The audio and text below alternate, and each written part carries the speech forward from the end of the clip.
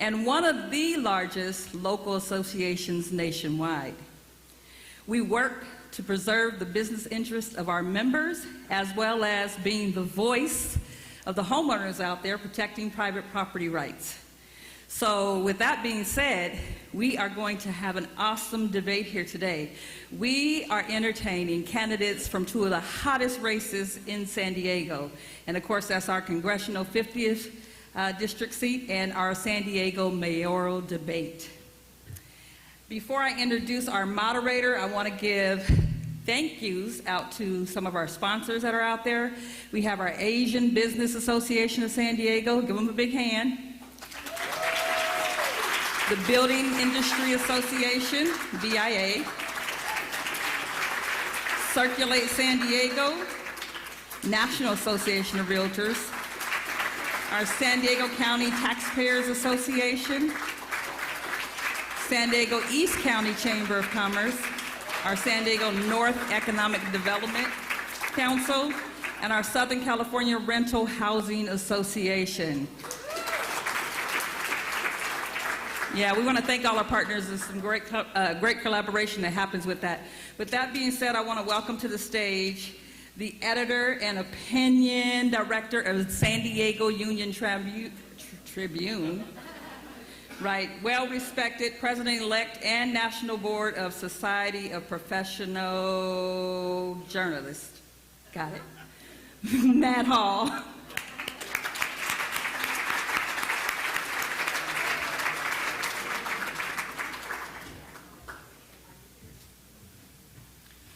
Thank you for that introduction, Carla, and thank you all for showing up today on a Friday.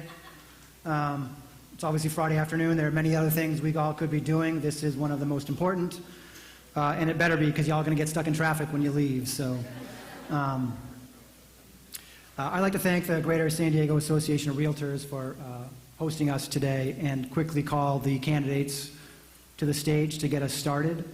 I'll call you in alphabetical order, and the first person I call can stand to my immediate left, and we'll also field the first question or correction. We'll also take the microphone for opening comments.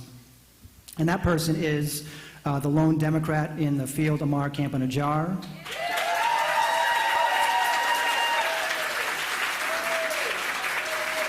Come on up, come on up.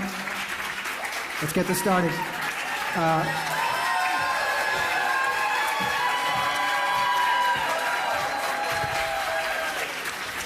Carl DeMaio, Republican.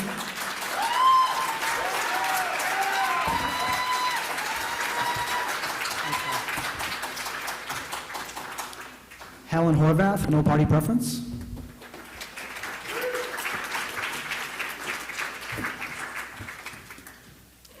Retired Republican Congressman Darrell Issa.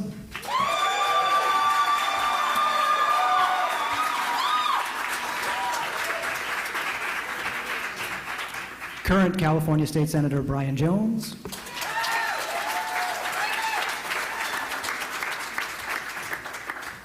And another no party preference candidate, Henry Ota.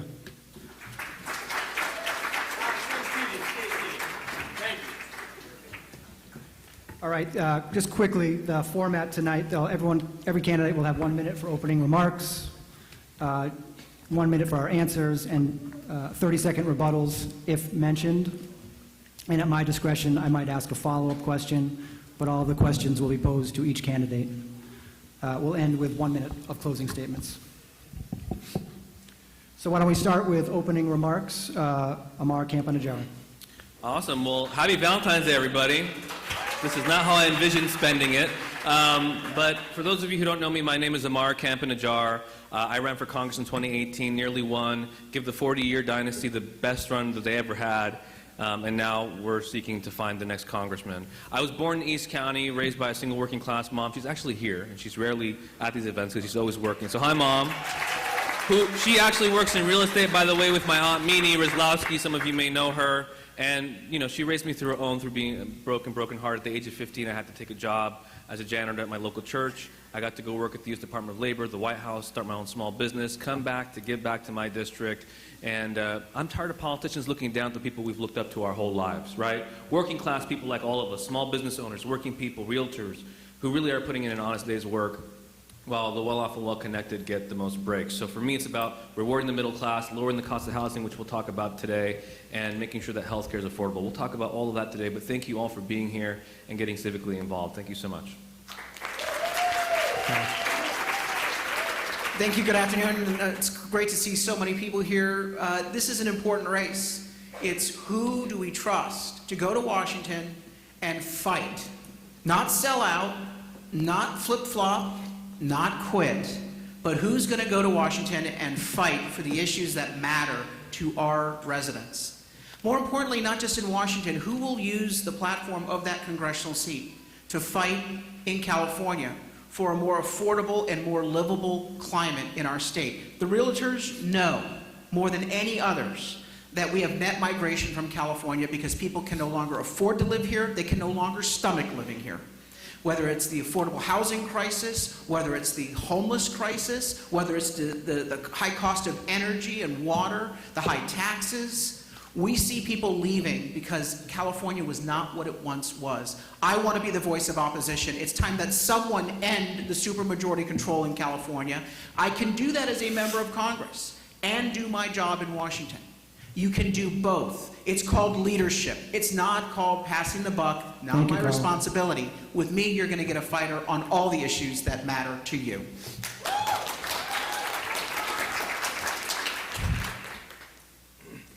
Thank you for allowing me to be here today. As you may know, my parents were immigrants from Hungary. They came here with nothing. And my parents inspired me throughout my lifetime to be the change that we wish to see in the world. I am so disgusted with the behavior of politicians and how they are not representing our communities. I am the only prominent woman in this election, and I'm the most educated candidate. I have a doctorate degree in organizational development psychology, and it's in the book you received. And I also have 22 years of federal government operations experience, HR, and a variety of other areas. I received 2 honorable discharges, and for 22 years held a secret security clearance while passing federal government background investigations. I am here today because of the community. I am working for the community, not for a particular party. Thank you very much for your time, and we will be working on women's issues. Thank you.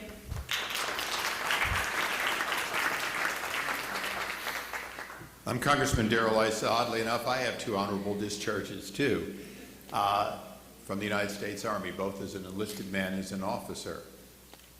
I was honored to serve the people of North County and San Diego, parts of Orange and parts of Riverside County for 18 years. I left because in 2016 I helped President Trump get elected. He called me to Trump Tower and asked me to serve in his administration. But my race and the nature of my district, which was lost by 9 points to Hillary Clinton, was that it wasn't fit for a special election. It would have been adverse to his administration. So we agreed I would come in 2 years later. I gave my party notice and I retired in the ordinary course of my service. The president nominated me not once, but twice to serve in his administration, and I was blocked by the Senate. So when, as one of my colleagues says, after 40 years of what he calls a dynasty, and I would say it was 2 combat veterans who served this district, Thank you, I saw it Congressman. as an That's a minute. opportunity to serve again.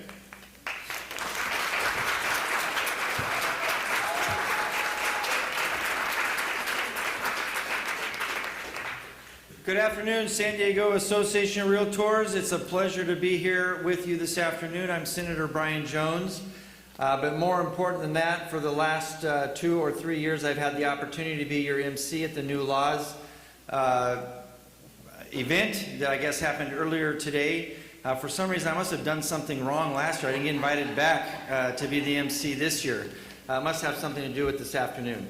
But it is an honor to be with you as an update from last year when I was sharing with you the condition of my real estate license. I was able to pass the continuing education classes and get it renewed, so I'm a fully licensed real estate agent again.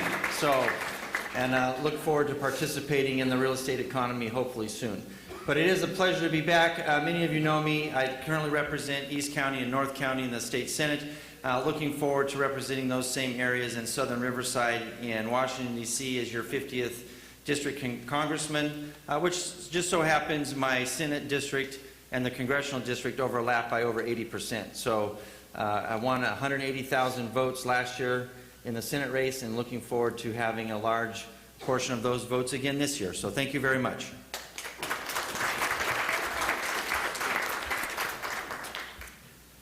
Good afternoon, everybody. As the least known candidate in the 50th congressional race, let me introduce myself.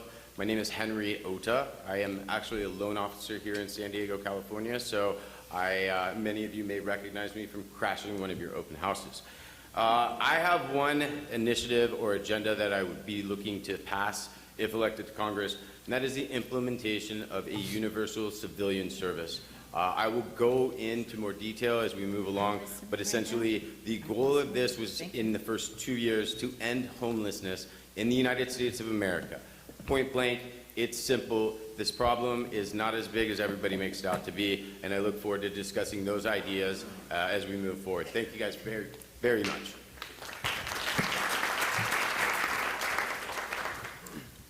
Thank you. And if I could just again ask to try to keep to 1 minute. We obviously have a tight turnaround to get the mayoral candidates in here at the next forum. Do we have I'm sorry, do we have a timer that's keeping time for us, or you're trusting us to do that? We have this, but do you guys have something to show the candidates up front? Oh, okay, you're just going to cut us off at a minute? Yeah. Okay, great. That's fine with me. Perfect. You guys are pros. This is what, the 2,700th one of these you guys have done? First. First. Okay. Fair point. And we'll start with you. That's good.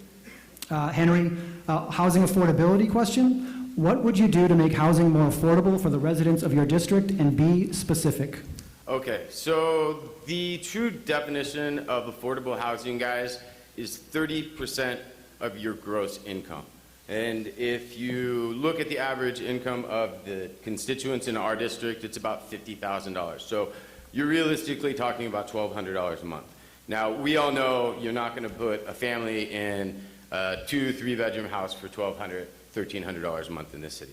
So through the implementation of my Universal Civilian Service program, anybody who volunteers for this program would have the same eligibility rights that the current VA housing system has. I'd also look for some grants and opening up opportunity in green zones to all new development, as long as they adhere to specific guidelines, making those houses sustainable and affordable. Thank you. Senator. Thank you.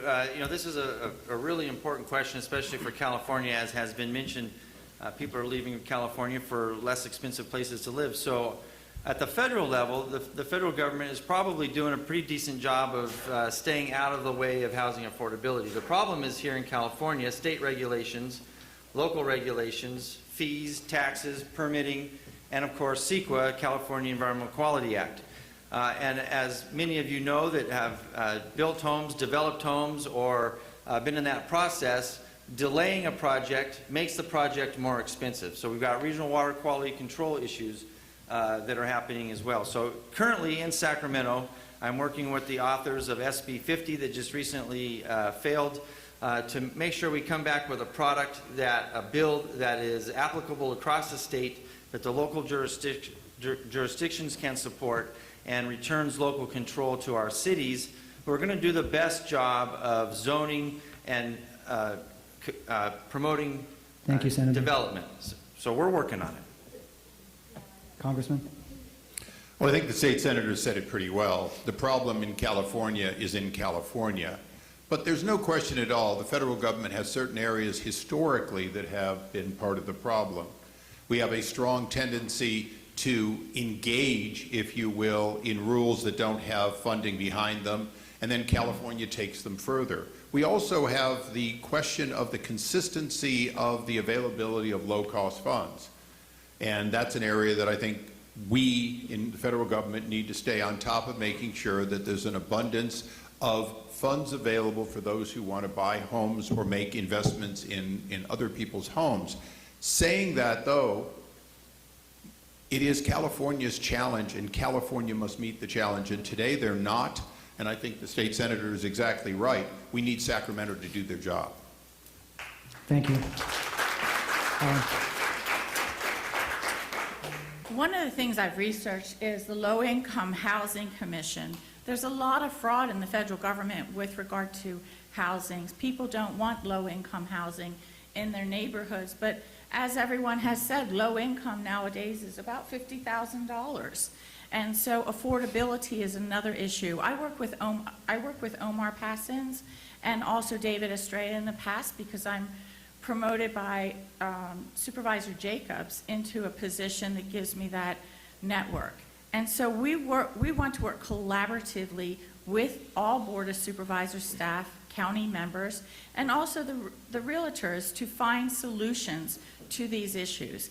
And so one of the things that I would like to see is addressing low-income housing affordability through grants and things like that, instead of giving tax breaks to larger corporations to develop more buildings outside of the realm of need. Thank you, Helen. I won't just tell you what I'm going to do, I'm going to tell you what I've done already. I've defeated $3 billion in tax increases in the last 13 years. 1/3 of those tax increases, by the way, were property tax increases. We are still working on defeating a $56 billion tax hike, repealing the gas tax with a proper title and summary for the voters. I've cut water rates. I've cut water rates through pension reform, $138 million for homeowners in the city of San Diego since 2012. But what am I going to do next? We're going to fight Prop 13's repeal, the split roll initiative, in November, because don't make any mistake about it, they're not going to end with the industrial and commercial properties. They're coming after single-family residential. I'm going to fight to make sure that our gas tax monies actually go into infrastructure to support housing projects. I'm going to lead the effort, as I'm doing right now, against restrictive mandates being imposed at the ballot box by defeating Measure A on this year's ballot. And finally, in Washington, we're going to lift the SALT cap to give a little bit of tax relief for our mortgage payers in the state of California. Thank you, Carl. So California is the richest and poorest state in our union. And a large part of that is because of housing. In San Diego alone, 30% of renters pay every month 50% of their income. And I've talked to realtors who tell me it's a matter of inventory, and that's a very valid concern. So we have to start building, we have to cut through red tape and allow more building of housing. It's really critically important that we do that throughout our county and throughout our state. One of the things I want to make sure that we do that really frustrates me is that California is the #1 biggest funder of our federal taxes. We don't get out of the system what we put into it. We're 20th in HUD funding and 4th in terms of our homeless population. 2nd in terms of our veteran homeless population. We need to see our own federal dollars come back to us. And then we will stand up to President Donald Trump and repeal the state and local tax deductions. We will make sure that you have your state and local tax deductions back for those people who are getting their marriage penalties and everything else. I don't know why you would do that in that room. Let me finish my sentence. And then give tax cuts for renters, and make sure people could refinance their homes, and a whole host of issues. Make sure the CFPB can allow responsible buyers, qualified buyers, to get access to capital. And make sure that we have the mortgage debt forgiveness tax, again, reinstated now. So. Thank you.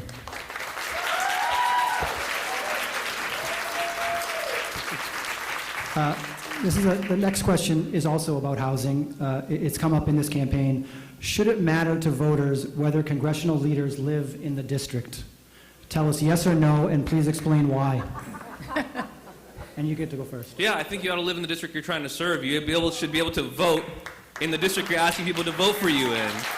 And that's why when I get to Congress, I have a government reform bill, overturning Citizens United, getting big money out of politics, Live Where You Serve Act. I think these small things would allow us to make things happen. I know my opponents are going to say in 2022 the districts will change, but I don't think you get to just pick a district because it's convenient for you politically, or you couldn't stomach the ability to serve your district. I lost this seat when nearly half the voters voted for me in this district. I didn't give up on them. My mom taught me better than that. You fight for the people that you believe in, the people you grew up with. And I'm tired of politicians picking the voters and not voters picking their politicians.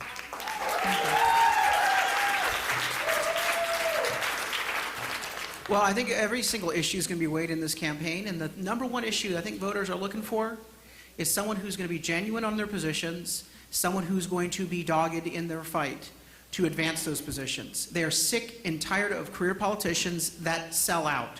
There is no address associated with sellouts. There is no address associated with fighters. The voters are looking for a fighter, not a quitter and a sellout. Let me also say, when I recalled State Senator Josh Newman from San Diego, people said, well, why are you going up to Orange County? Why don't you pick on one of your own state senators?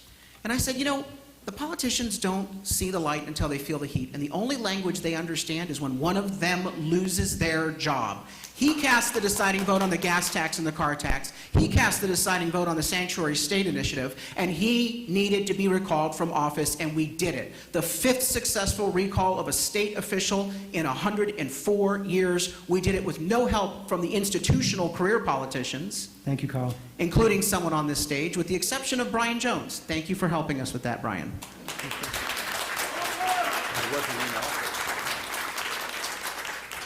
So someone asked me, what would I say if someone was misbehaving on this dais? And I'm saying, I have experienced issues in this campaign. I have gone to, I live in the 50th first. I've lived in Alpine since 2003. And I'm a strong supporter of the community. But when you hear people on this dais saying, oh yeah, I support this and I support that, but they're not going to the events. I've gone to Kumeyaay events consistently to support the Native American community. I go to veterans events. I go out and I actually broke my nose. I met the road and infrastructure issue campaigning. And so I know the community. And you need someone that understands the community, that lives there, and has a handle on the issues. Not someone who goes over their time in this forum. So I'm going to leave that alone and let you decide. But Segue, you're out of time, Helen. Yes, well, that's good. Congressman? I've already voted for myself in this district from my home in Bonsall. I've owned that home for more than 15 years. When the redistricting occurred, I certainly could have been in the 50th. More than a third of the 50th congressional district was already in my historic district of 12 years at that point. I made a decision that I would take the less good seat. Young Duncan Hunter could take the better seat, and Brian Bilbray took the least good seat. Each of us could have justified a different seat. So I've never been somebody who went out and said, I'm going to take a better seat because it's there. I could have done that in 2012, and nobody would have been able to say anything. But no, I don't believe you need to live in the district. But like was just said, you need to have your heart in the district, your history in the district, your willingness to visit and to do the things to serve the people in the district. Thank you.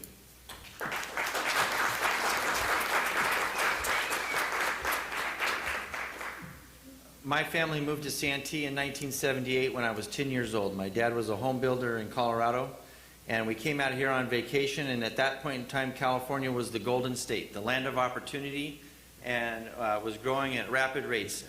Just as on a whim, he applied for 10 different jobs while we were here on vacation and was offered 12 different opportunities because things were happening at such a rapid rate. I've lived in this district for over 40 years.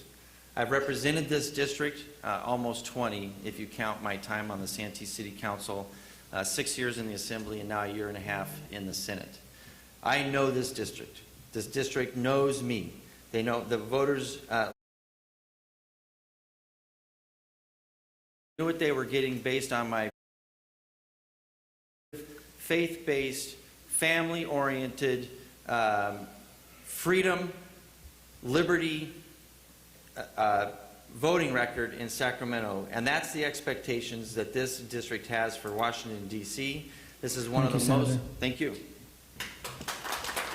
So the simple answer is absolutely. I looked through the offices for everything in California, federally. This is the only office you can run for without living in the district, by the way. I do want to address a couple things. So I'm a transplant. I'm not originally from San Diego. I've lived here 12 years over 6 periods of time. So something keeps pulling me back to this city. It's wonderful. All of you guys are real estate agents or involved in real estate, and without people moving from other places to this city, you don't have a lot of business. We don't have a 50th district. This is all dictated by population. So being born here or living here your entire life isn't some qualifying factor for being a representative of a specific district. So we just got to put that to rest. Yeah, you're right. You might have a different district. The odds are we're going to lose a district in California, and more than likely, it's going to end up being gerrymandered because the conservatives still run the books. So we got to look at changing those laws. Thank you. Next question, and we'll stay with you, Henry, is on homelessness. More than half of all unsheltered homeless people in the country live in California. And the Trump administration has suggested the federal government will soon take a much greater role in addressing this issue. What should the role of the U.S. government be to deal with homelessness? And what would your specific approach be as a member of Congress?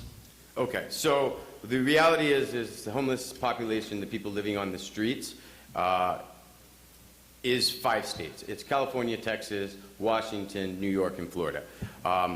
Again, I have one goal, that is to end homelessness in America in 2 years. That would work through the implementation of a universal civilian service program.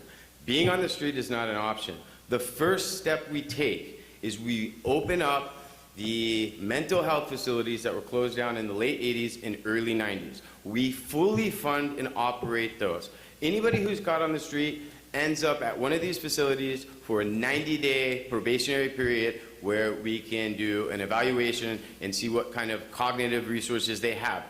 Everybody has the ability to give back to this country. So if we start with the homeless population, removing them from the streets and providing jobs and housing for them, we will stem off the people who are not homeless now. The 37-year-old lady who's about to lose her job, the 14-year-old kid who's going to turn to drugs.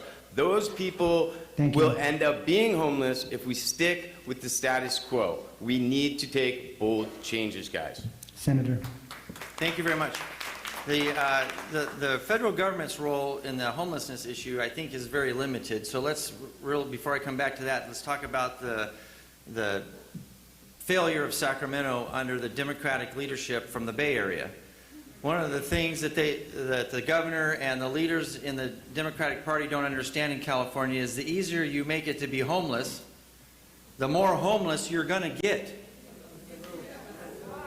Thank you. I was like, duh, right?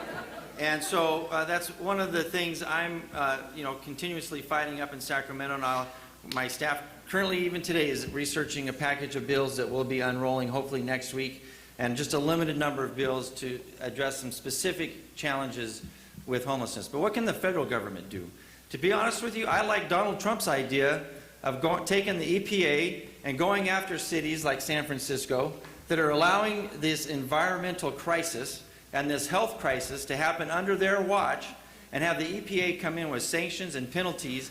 And you know what? We need to do that up and down the state. To every city that allows this problem to grow, the federal government has a role through the EPA and the health departments to come in and including sanctions and prosecution of the officials that have that happen.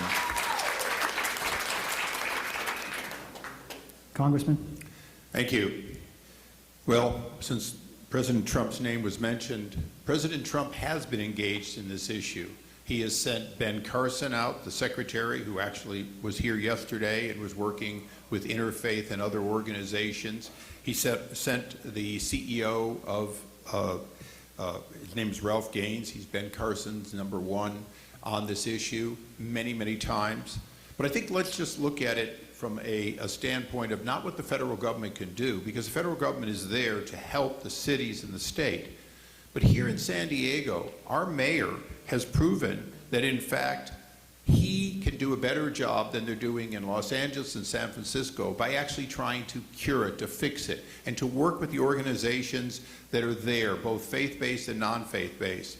So I think when we look at the first thing we have to do is stop going the wrong way, which is what San Francisco and LA are doing, and start at least working with the federal government. The hand will be out from the federal government, but you've got to be willing to take their help the way Mayor Faulkner has. That's a minute, but I just want to ask a quick follow-up, because I didn't hear a specific proposal from you. What would you do as a congressman to help the homeless situation?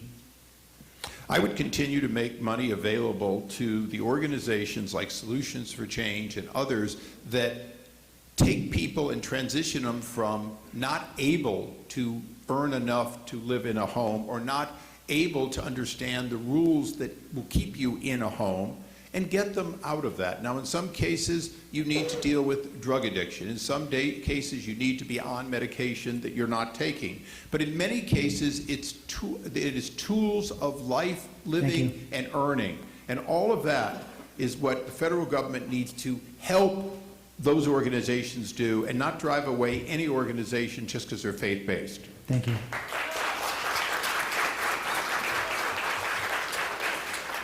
Our community is faced with the politics of demonization with regard to homelessness. Mr. DeMaio, in a public meeting forum, said, let's not call them homeless, let's call them vagrants. My heart broke because I am a veteran, and I think of all of the veterans who are borderline homeless, struggle with post-traumatic stress disorder, and it shows a lack of knowledge of what the factors are. I've worked with the county on homelessness. David Estrella and I met specifically this past year to discuss homelessness issues. Omar Passons has an integrative service process for homelessness. We are collaborating already in the community for solutions. At the federal level, the VA is already working on homelessness issues for the veterans. And as a veteran and community advocate, I'm consistently pushing for change. We need to create the change within the community so that we're not looking at homelessness as a mental health problem. Thank you, Helen. Okay, thank you. First and foremost... Carl, wait 1 second. I'm going to give you 90 seconds because you were involved. First and foremost, while I address the issue, which is a very complex issue, go to my website, homelessactionplanca.org. It's our 4-point plan to actually deal with the homeless crisis. I think this is a unique thing about my campaign. I'm the only congressional candidate in the country whose campaign headquarters is located in a homeless shelter. Because I said Solutions for Change is saving lives, and I want people to be exposed to their model of success because we are literally funding failure at an epic rate in the state of California. We're throwing good money after bad. We need to stop coddling, and we need to start caring. Coddling is saying, oh, you're homeless, let's do housing first. I'm not asking you to change your life in the drug abuse. I'm not asking you to deal with the issue of mental health. What I'm asking you to do is take the keys for a $900,000 per unit affordable housing unit under Housing First, and don't change anything in your life. Take up that unit, and then take that unit away from someone who may be willing to make the changes in their life to break that cycle of dependency. We need to start funding failure. Now, the congressman mentioned that he's going to continue to fund Solutions for Change. That's odd.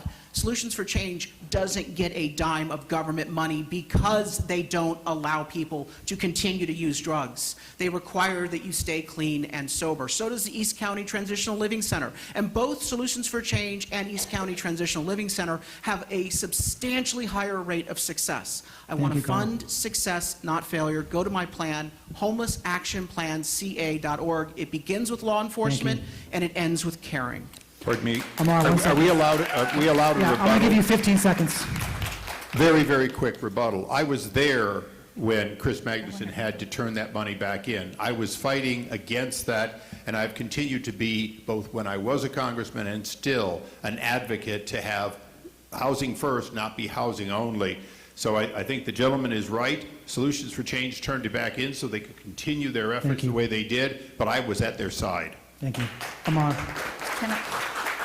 Yeah, I think we have to dispel some myths. I find it fascinating. I know I'm not the only Christian in this room, but when Jesus says, what you've done to the least of these, you've done unto me, I take that seriously.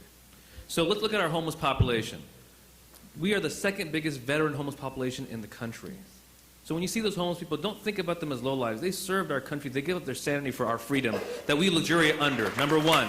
Number two, 80% of people who are homeless in this county are from San Diego. 15% of those who are homeless have mental illnesses. It's not just mental illness problems. Here's two things I would give you as an example. Number one, the first thing we need to do is we are 20th in HUD funding and 4th in need. We need to change and update the funding formula so we get more federal funding. Won't raise 1 penny of taxes if we just put ourselves from being 20th to 4th in HUD funding. Whoever's in 4th needs to get kicked off and get back to 20th or something. Number 2, I helped somebody at when I was at the Department of Labor, I helped a homeless person down my street get access to a good paying job. I thought that would change his life. It didn't. He needed housing, he needed wraparound services and mental health. There's no silver bullet to the solution. We have to do everything. And what I did to actually get him off the street is I put him at the foot of the cross at my church. And the church works with nonprofit groups that got funding from the Department of Labor to work with different groups to get these people off their feet. So government can't do it all by itself, but it sure has a role to play. May I interject? May I Wait a also? sec. This Wait a sec, subject please. is Wait a sec. Hold, it's please. important to me. Hold, please. We're going to ask another question. We got to move on. We have a lot of questions and limited time. Well, they're both, they got 90 seconds here, Because and, they were and mentioned, sir. everybody's listing My off next question is some to Amar. falsehoods here to everybody. My next question is to Amar, and it Mr. deals with Hall, the SALT Mr. repeal. Hall, in fairness to everyone, if you give them 90 seconds, then everyone should Yeah, get... Helen, I just want wait a 1 second, specific- please. It's because they were mentioned by name. If you want to use part of your next allotted question to answer that, then you can. My next question is about the SALT repeal. It was evoked once. It's an important subject. President Trump's 2017 tax cuts limited the SALT deduction despite criticism in high-tax states like California. The cap is now $10,000 for both single filers and married couples filing jointly, but the House voted largely along party lines in December to raise and then repeal the cap in coming years. How would you have voted on that specific bill in December, and do you think the SALT deduction cap should be changed or not? Why? It should be changed, absolutely. We should be able to not punish people who are the marriage penalty of if you file jointly, you only get the cap at $10,000. It should be extended to $20,000. And it's not a partisan issue. I know some of you are booing. I'm going to stand up for you against whoever's in the White House. It could be Trump or Bernie, whoever the hell it is. I look out for all of you. And if you want to boo that, that's fine. But I'm running for Congress to represent San Diego.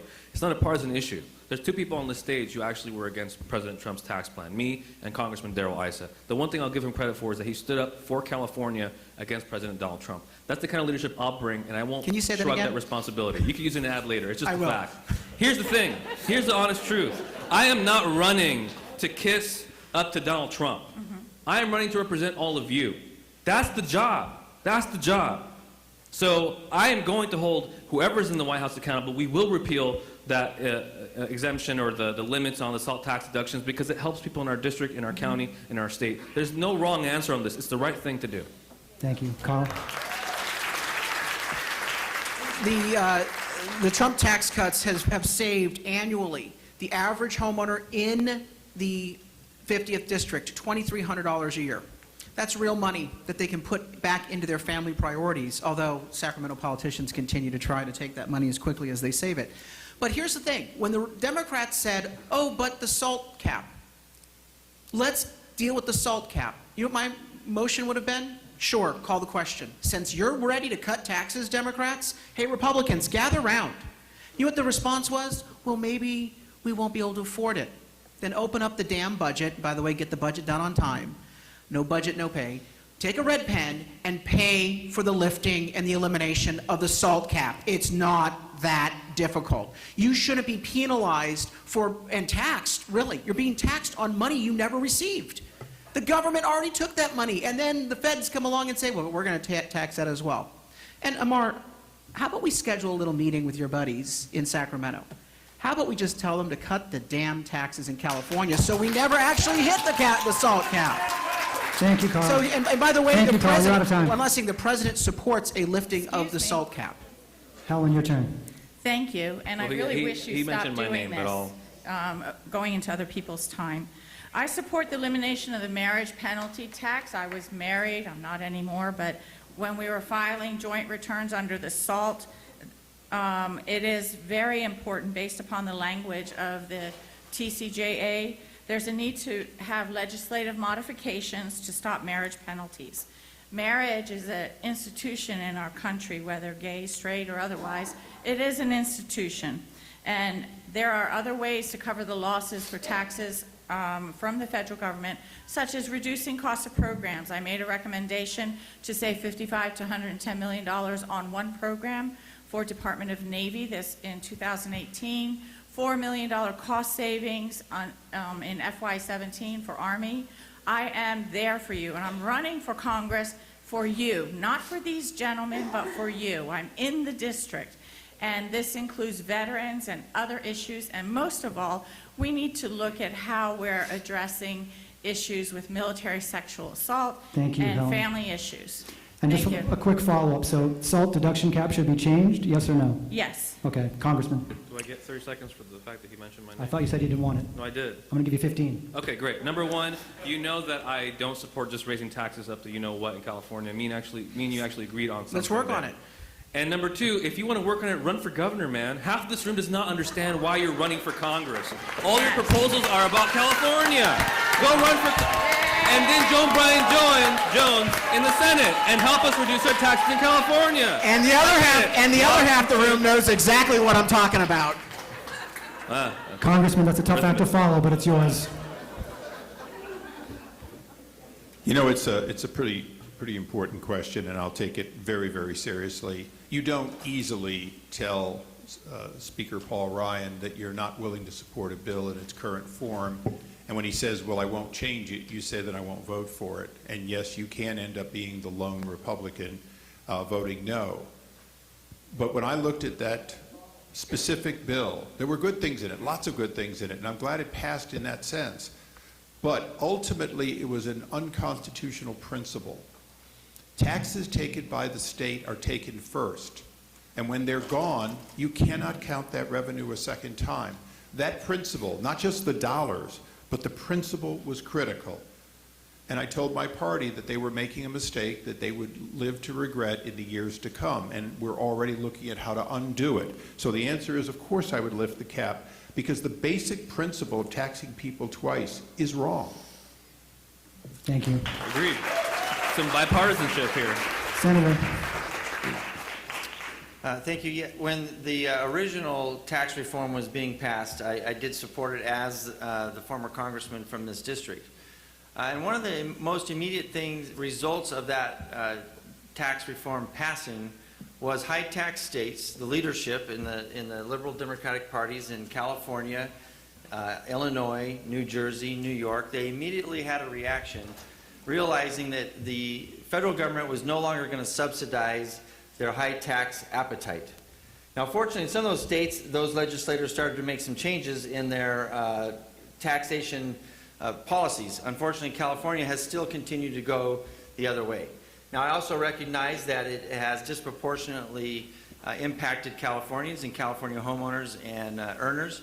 I do believe that the original tax reform, even though it may have impacted on the deduction, families gained other income through other economic means in either job increases or job raises, but I would also support raising the deduction.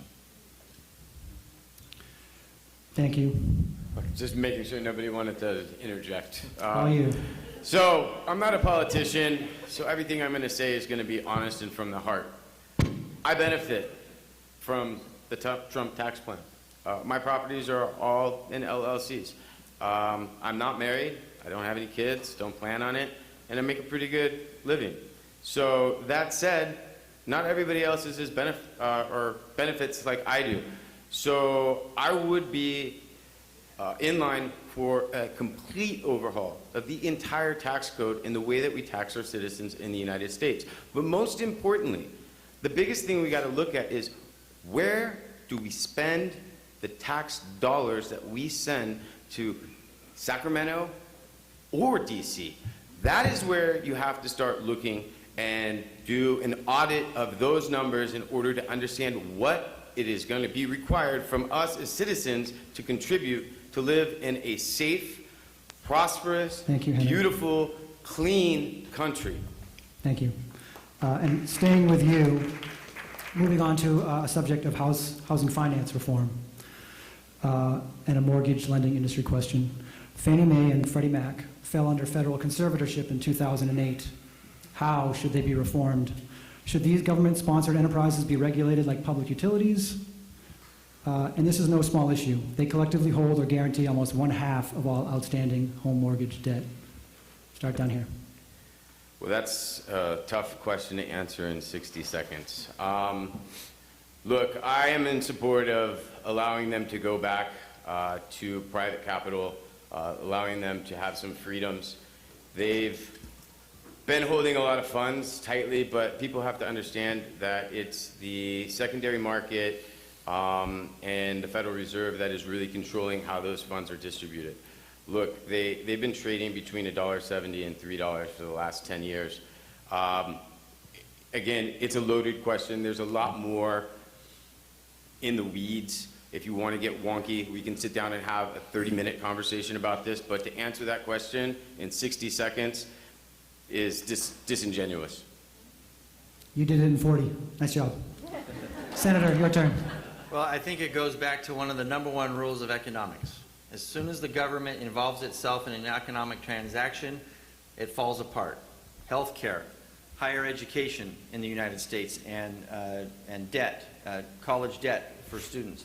All of these are issues because the federal government has intervened with the free market. And so I would support a complete reform of Fannie Mae and Fannie Mac, and they have to do one or the other. You either have to be completely privately funded or completely government backed. But when you mix the two, that's when we get into the problems that we have now. Thank you. 32 seconds. Congressman, can you do quicker than that? I'll do my best. I fought the Freddie and Fannie takeover, but long before that, I was fighting the corruption that was going on there, multi-million-dollar salaries for their CEO, as in fact they were cooking the books. The reality is they were a major part of the meltdown. They were a major part of the crash that you all had to live through and the economic problems. There are some things that government does reasonably well. One of them is when we don't do something, but we look over the shoulder of those who do, we tend to be honest brokers. So if Freddie and Fannie were in fact split up into regional groups and a national commission, a federal oversight, was looking at them to make sure they were sound and solvent, properly run, and without corruption, we would have a real chance of an organization that borrows at T-bill rates and loans at market rate of finding a way to consistently make a profit, because they certainly should be able to. Thank you. Thank you. Helen. The level for FHA and the other loans, the Fannie Mae and so on, there's a level of support that will be based upon agency integration and costs. Having smaller government while creating programs and services that meets the needs of the consumer. Conceptually, I would support private partnerships, public-private partnerships, the impact of secondary markets, and ensuring that the long-term financial stability and availability to consumers is the primary reason for having these government agencies. We also need to look at the expense of the government agencies. Are we spending too much in support of something? But my main concern is for the consumers, the realtors, and other individuals in the marketplace. Thank you. Thank you. Carl? I think there's widespread agreement that we have to continue to have reform and oversight of Freddie and Fannie, but it raises the larger issue. You have politicians who literally are what I call arsonist firefighters. They create a crisis, they create a problem, and then they gallop in saying, well, look at what we found. Who did this? The housing crisis was caused by politicians who kept pushing the fast and easy money. People who should never have been able to purchase the homes that they were in, and you were setting them up to dash their hopes and destroy their finances for decades. And so whether it's the housing crisis, whether it's the healthcare crisis where we impose regulations on healthcare providers and see the costs go through the roof and we say, why is it not affordable to have a medical procedure? Or opioids. In the 1990s, the federal government said we're going to judge and grade physicians on pain management. And so the physicians were trying to hit those performance metrics and they started prescribing a bunch of things. And lo and behold, we have an opioid crisis in this country. And now the politicians are saying, arsonist firefighter time, I'm going to gallop in and solve it. So yes, we need reform, but we need to, as Brian Jones pointed out, deal with the mentality of the failure of government intrusion. Thank you. Amar? Yeah, it's a long question, but I agree with the National Association of Realtors on this. When it comes to the government sector enterprises, we need to have government charter authorities to oversee it. There should be participation with private capital. As much as I could get into in 30 seconds, but that's where I stand. That was actually 12. Yeah. So, Can I have his time? Let me do this. Let me move on to a next question. Thank you for tackling a difficult subject with some thought. This next issue is the Equality Act. Federal fair housing laws prohibit discrimination based on race, color, religion, sex, disability, familial status, and national origin. The Equality Act would explicitly bar discrimination on the basis of sexual orientation and gender identity as well. Would you support that legislation? Why or why not? And Amar, you can go first.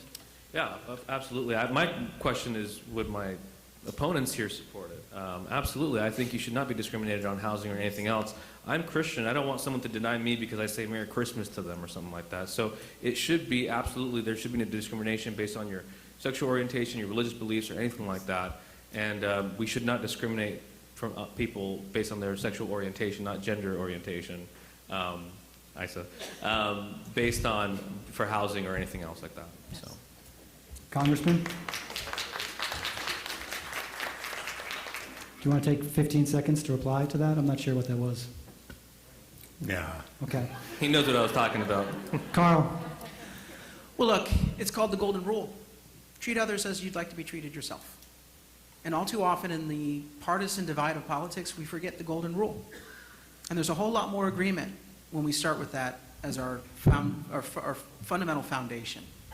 I support the Fairness for All Act, which takes into play all the non-discrimination provisions that we're trying to achieve, but says that we also need to be mindful of those with religious conviction. First Amendment protects religious freedom. And we have to start saying that if we are going to treat people with dignity and respect, it includes our faith-based communities as well. And that's how this should be done. We shouldn't be ostracizing or dividing any community. We should be coming together and saying, treat all as you would like to be treated yourself. Thank you. So to be clear, you do not support the Equality Act, or you do support the Equality I Act? support fairness for all. Okay. And that's legislation that is in the Senate and the House. So that's a no, to be clear, on the Equality Act. Well, if you know about Fairness for All, are you aware of it? I am. It actually incorporates the protections of Equality Act, but goes further to ensure that we have religious freedom and Got it. religious freedom I protections. just wanted to get you on the record. Thank And you. that's why both the faith-based community Thank you. and the civil rights community support Fairness Thank you. for All. Helen? Thank you.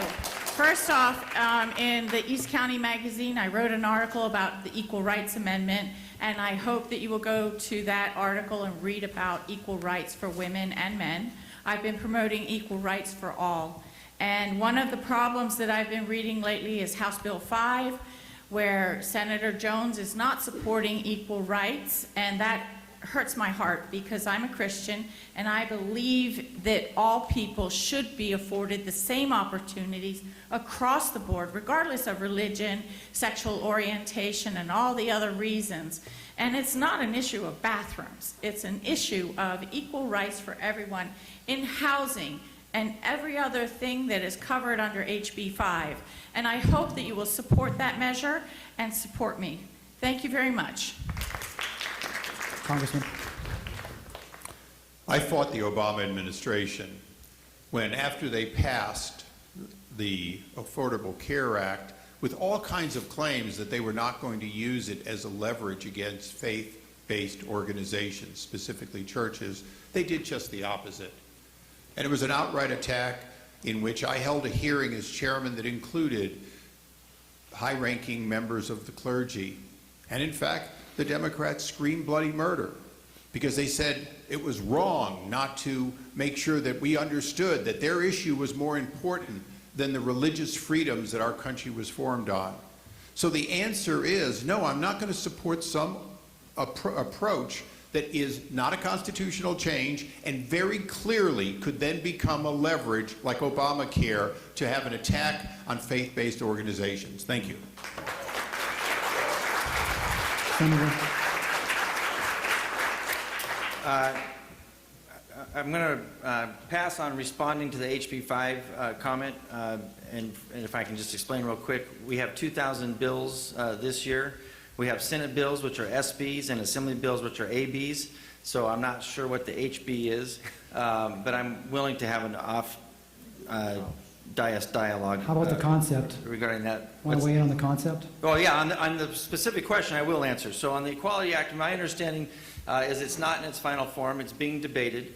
I believe, as has been mentioned already previously, there's many pitfalls in that particular piece of legislation. So as currently written, I would not support it.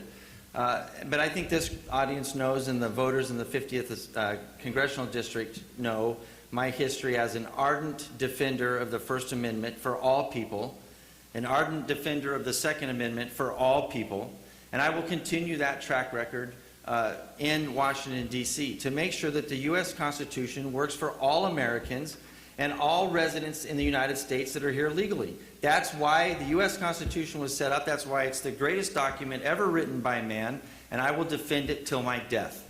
Thank you, Senator. Okay, again, I'm not a politician, so I'm not familiar with every aspect or bill that's out there. I'm focused on one thing, and again, that is uniting the country. So first off, I just want to address something you said. She's correct. The Equal Rights Amendment still hasn't been passed. I don't think anybody should be excluded from anything based on race, sexual orientation, gender, whatever they want to identify with moving forward. There's just too much polarization. That is why, with the implementation of my Universal Civilian Service Agreement, when we get young people and old people from all over the country working together to make this country a better place, we start to pull down the walls that divide us. We won't be as partisan. We won't be having these bickering fights because we're standing on one side of one aisle and one side of the other aisle. Everybody is really more in the middle. It just turns out that we go to one talking point that we got from our preferred news organization while the other person's got a talking point, and we just shout over each other instead of having a civil conversation and getting things done and making this country a better place moving forward. So yes, I don't think anybody should ever be, scrutinized based on any of their beliefs unless they're a Red Sox fan. Okay, I think we have time for one or two more questions, so let's see if we can get to two. Infrastructure? Time up? Someone got to leave the stage? That'll give us time for another question, maybe. Infrastructure. Communities thrive when infrastructure issues are minimal. What is the most pressing infrastructure need in the 50th Congressional District, and how would you address it? Henry. Oh, I'm sorry. So I do have one issue that we all can agree on. For the last 40 years, we've got sewage coming from Mexico to our waterways. I know it's not in the 50th district, but it affects everybody in the 50th district as well as any other district in San Diego. So I'll do whatever I need to do to convince the Trump administration, if they're still there, a Sanders or a Bloomberg administration, if they're still there, that we need $500 million, 4 years, and we can take care of this. We can move on. We don't have to argue about it with each other anymore. It's that simple. It's $500 billion or $500 million, $500 million. There's $29 billion that Trump's trying to get for his border wall. I don't think it'll be too difficult to convince him that this section of his border wall will be the most impenetrable because it'll have a moat with alligators. Thank you. Senator? Well, living in the district and driving on our freeways and getting text messages from my wife at 6:30 or 7:30 in the morning as she's trying to get out of the city of Santee and go run her business. One of the top issues in the 50th Congressional District is Highway 52. If you sit on that freeway in the mornings trying to get out of East County or in the evenings trying to get back into East County, you're probably just as frustrated as I am about it. Also, Highway 78 and Highway 67 are probably run just in line with Highway 52. Those are the biggest infrastructure needs we have right now. And really, again, the government participation is limited, probably just to funding at this point in time. But there is a lot of questions about how Sandag is operating their business right now. And maybe we might need to have a federal audit on the federal dollars that are going to Sandag and make sure that they're being spent properly. Thank you, Senator. And I've already called for a state audit for Sandag, so we're working on that. Congressman. Senator Jones said it, in this case, exactly the way it should be said. Sandag has in fact not lived up to its obligation for North County and East County, and the 50th Congressional District is particularly impacted. When you get to the 1578, you see it. When you saw how many extra years it took to complete the 76, because not once but twice they went ahead and ran out of money, even though they had told the voters that project would be done with the money they voted.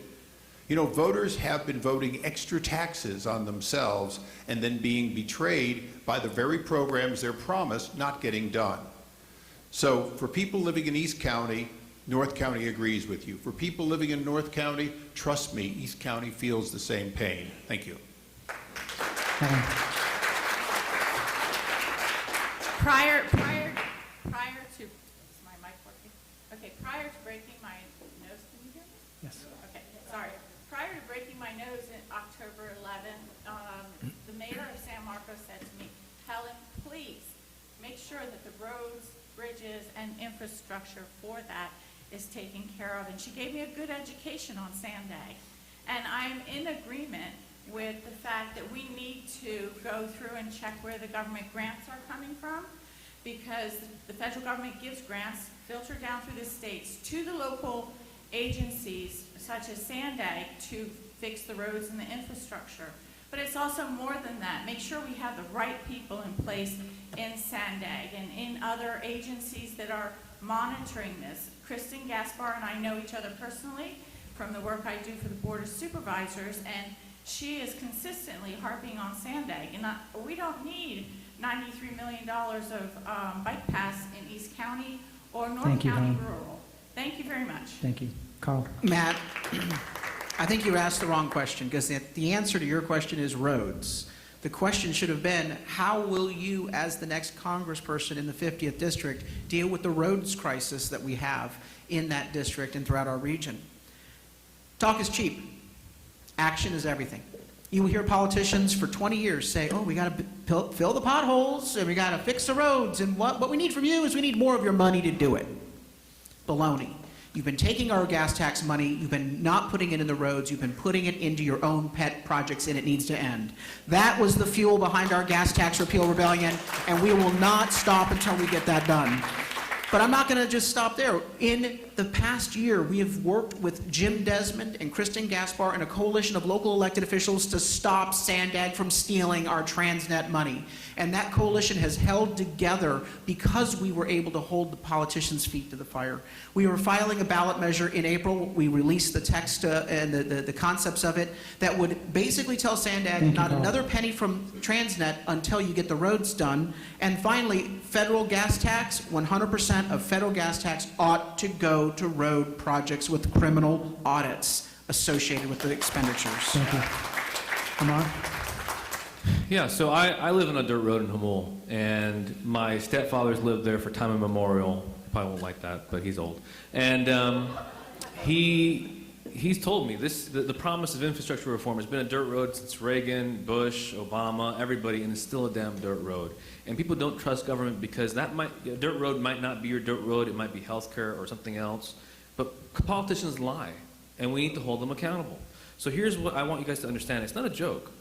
In Alpine, there are kids, they don't have a high school in Alpine. They'll commute to the nearest high school. And there are kids who aren't ready to drive on those roads and they die. This is a reality that we face in our district. If you lived in my district, you would understand. If you don't, you should come by. I was so pleased to see bipartisanship between Trump and the Democrats on a $2 trillion investment in infrastructure. The question is how? The president's plan, even Republicans don't like. It's about forcing it on the local governments to sell public assets and have gas taxes like we have in California. It's time that California got back the funds that we spend in the federal government. We pay more federal taxes than any other state in the union.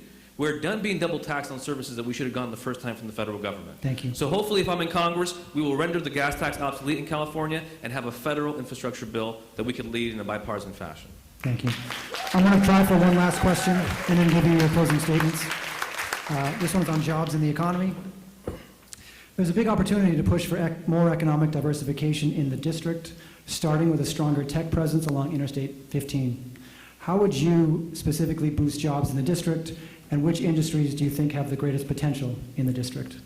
Amar. Yeah, so when I was at the U.S. Department of Labor, on my last day there, I wrote President Trump a memo. I do work with the president when I can. I want to do jobs and infrastructure and trade. He's not all bad, but a broken clock's right twice a day, so even Democrats might be good for you Republicans, right?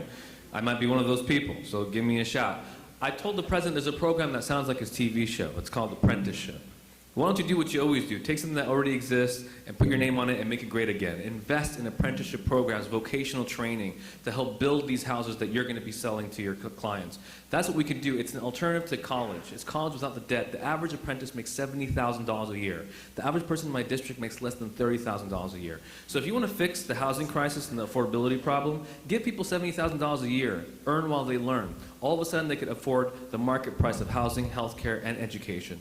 That's how we solve this problem. There's 7 million job vacancies in this country. There's 6.2 million people looking for work. There's more jobs than people looking for work. They're not all good jobs, but some of them pay a really good wage. You can earn and learn in this country. We could rebuild our middle class and get people moving again on the economy.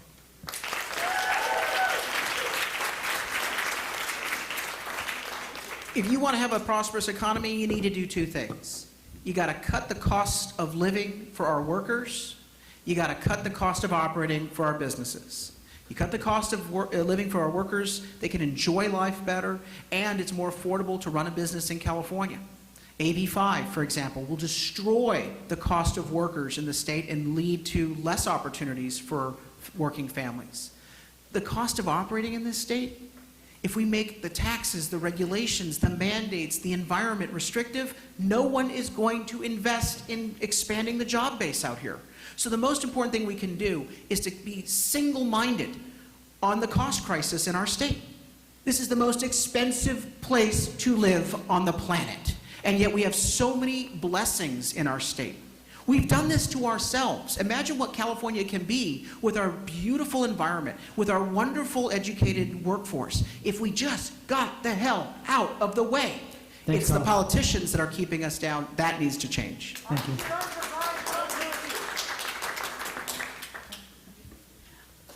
First, HB 5 means House Bill 5.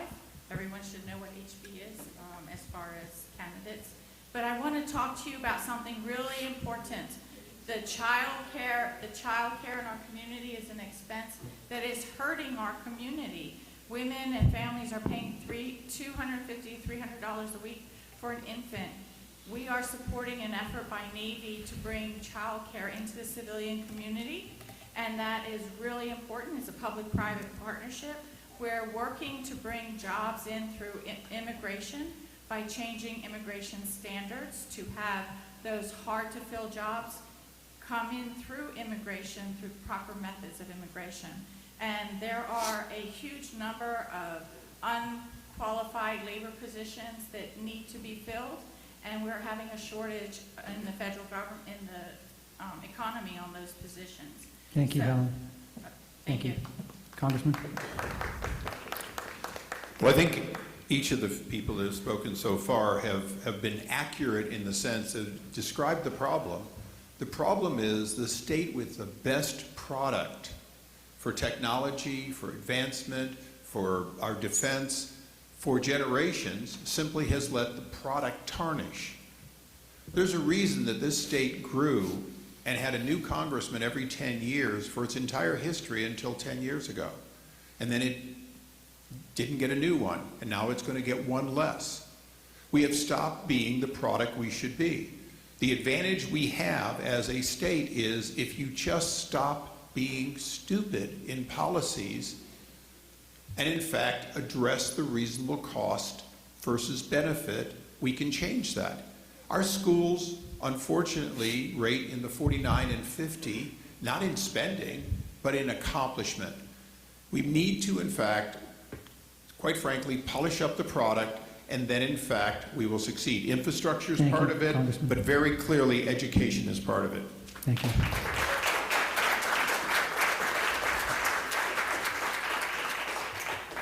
Jobs and economy and small business has kind of been my legislative expertise since I've been in the state legislature. Of my 26 bills that have been passed with Democrat-controlled Assembly and Democrat-controlled Senate and signed by 2 different Democrat governors, most of my bills deal with small business regulatory reform to help small businesses succeed and stay in California. because I know that small businesses are the key linchpin to our economy in California, and most of you are a small business. And one of the things that we need to do is help you succeed by getting the government out of your way in the lending principles of the real estate economy, getting the government out of the way of building in the real estate economy, getting government to approve projects faster so you can get your stuff built faster and sold faster and get the return on your investment faster. So those are all things that we can work on together to help happen. And I'm really excited about going to Congress and being in Washington, D.C. so I can serve on the committees that are going to help our biocom industry here in San Diego, which is one of the best economies in the country, and the blue economy down on the Bay. Thank you. Thank you. Can you repeat the question for me? I got lost in translation by the time it got to me. Yeah. How would you boost jobs in the district, and which industries do you think have the greatest potential in the district? Okay, so this is where I'm probably going to lose the one person that's following me right now. You've probably all heard of this guy. His name is Andrew Yang, the Yang Gang. It's called Math People, and I am behind a universal basic income, and it is attached again to the only initiative that I'm looking to push, which is a universal civilian service program. So you go through this program, you serve 2 years under a variety of different things. It's not military based. You could join the military and fall within these categories as well. There's infrastructure, environmental task force, homeland security, agriculture, education, healthcare, forestry service. The list continues to go on. So with that, you will have a guaranteed universal basic income once you come out. Now, we hope you go into the private sector and you find a job, but you will always have those dollars to fall back on. Now, as an entrepreneur, there's not one business that I've never gone to start because there was too much regulation. I found a way to work around those regulations and create the business that I wanted to start to begin with. We got a hard out with the mayor's coming up, so I'm going to start closing statements. Take it away. Well, I get to keep speaking. Great. I think everybody here, again, I am not a career politician, a career candidate. I'm up here because I have one goal in mind, and that is to end homelessness in America and help break the divides that every one of you seem to have and every one of us on this stage seems to have with each other. It is a crazy time in the world. I want to remind everybody here and everywhere in California that on March 3rd, you are not voting to elect a representative. You're voting to listen to 2 more people and their ideas for the next 8 months, okay? So keep that in mind when you cast your vote, when you go to your mailbox and you see all of those wasted flyers that are being printed, or you're watching your news broadcast and you see commercials over and over again. I promise not to come back until September.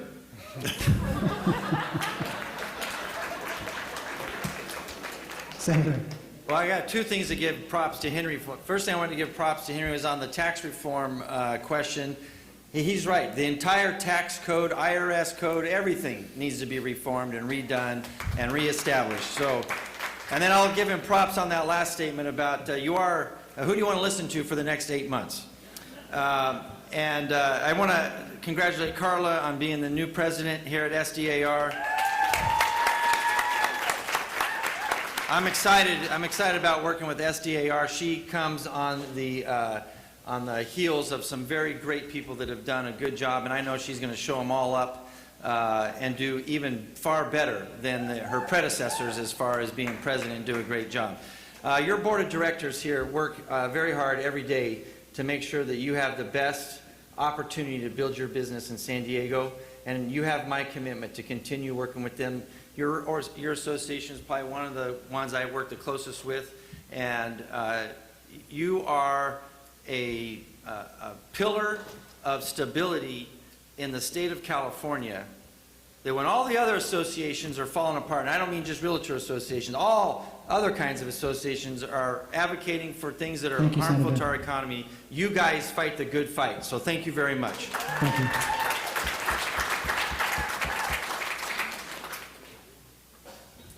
Well, I'm the second of 6 children, so I'm used to being a middle child for every single question in this case.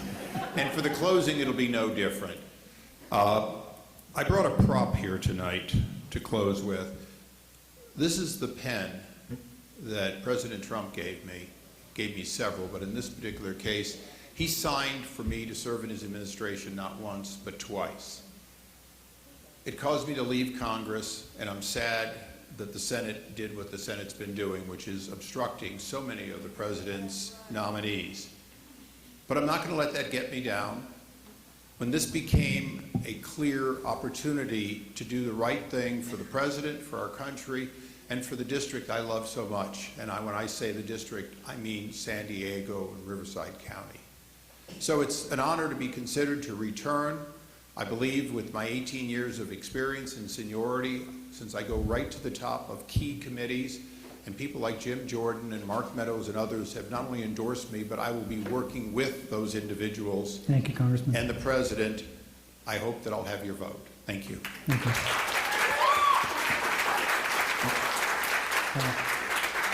First, I want to thank the Realtor Association for inviting me. I am very happy to be here. I am here because I'm sick and tired of partisan politics. When I go out in the community and I actually walk the district and listen to constituents, they are looking for a change in how we do business. I have 22 years of federal government operations experience. As I previously mentioned, I have a great wealth of knowledge as a psychologist, and we need a psychologist in Congress at this point for what's going on. But I also want to tell Omar, thank you very much, because Omar and I follow each other's Twitter, and we have had some laughs on the behaviors of these individuals. And so I'm here for you, for the community. I want you to have fun. I want you to be excited. I can't be bought. I can't be bought, and that's something you should remember. I will not be bought, and I will continue to have fun with all of you. Thank you very much, and have a blessed afternoon. I'm excited for all of us. Vote for me. Thank you. Carl. When President Trump decided to run for president, he gave up the best job of his life for the worst job in many respects. I'm doing the same. I loved our afternoon conversations, 3 to 6, on the topics that people care about. I know that going to Washington, trying to drain the swamp, having President Trump's back in the battles that he has to face day in and day out, it's going to be difficult. But I believe it's necessary, because the voters of the 50th, the voters of California, they want a fighter, not a sellout, not a quitter. I don't believe that you can buy a congressional district. I believe you earn it, one contribution at a time, one vote at a time, and that's why I'm thrilled to see the grassroots energy behind my campaign. I pledge to you this: I will never back down. I will always fight for you. That is the sort of leadership, that is the sort of service that you deserve in Washington and throughout the state of California. Thank you, Carl. Omar. Well, thank you all. How many of you live in the district? Just raise your hand real quick. All right, so most of you are just in the nosebleeds. Okay, we're always the afterthought, East County and the 50th. We need to change that. So look, I'm running for Congress because I want to put country over party and people over politics. Not just a slogan, but I've pissed off my fair share of Democrats and Republicans running for Congress in the past 3 years. I'm not bought by either party. But I do think that San Diego as a region, as a county, is on the precipice of greatness. We have a military here that's second to none. We have a biotech industry. We have the hardest working people. We could harness that to usher us into the next generation of greatness. I really respect a lot of my colleagues on here, but the present belongs to the future. We cannot go back to the ways of the past. We have to move forward together. And I want to tell you something. I have to say this as a disclaimer. I'm a Democrat, but I don't believe in opening up the border. I don't believe in taking your guns away. I own guns. And I don't believe in racking up the national debt, because my generation is going to have to pay it down. We're going to be on the receiving end of climate change, of soul-crushing debt, and of education system that doesn't lead to good paying jobs, not because of immigration, but automation. If you care about your children in the future, please, please, vote for me. You've invested in my education. Let me give back all that you've given back to me. Thank you so much. As I said, we got a tight turnaround. Let's give it up for the best undercard in the history of undercards. Right here. These people are great. Thanks, y'all.